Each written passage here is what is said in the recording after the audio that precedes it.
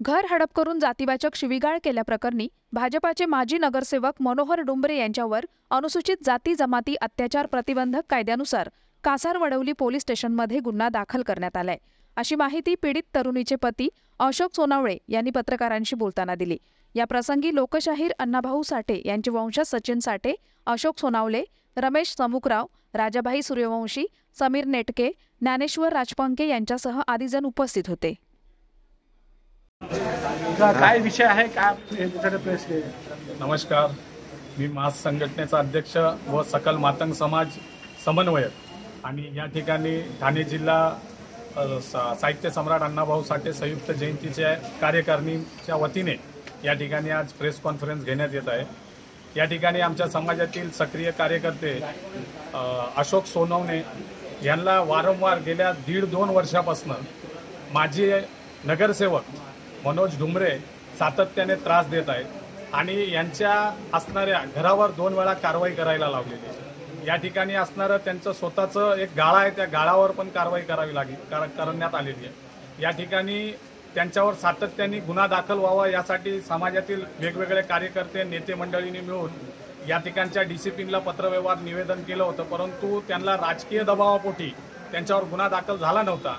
त्यानंतर सगळ्या समाज बांधवांनी ठरवलं आणि त्यांना न्यायालयीन पद्धतीने 156(3) अनुषंगाने अनुसूचित जाती जमाती अत्याचार प्रतिबंधक कायद्यानुसार कलम 315 व 319च्या अनुषंगाने त्यांच्यावर गुन्हा दाखल झालेला आहे, परंतु अद्याप त्यांना अटक झालेली नाही। त्यांना अटक करण्यासाठी गेल्या तासभरापूर्वी आम्ही पत्रकार परिषद घेतली, त्यावेळेला कळविण्यात आले की 8 दिवसाच्या आत जर त्याला अटक झाली नाही तर अशोकचा जो कुटुंब आहे तो कमिशनर ऑफिस किंवा कलेक्टर ऑफिस समोर उपोषणाला बसणार आहे।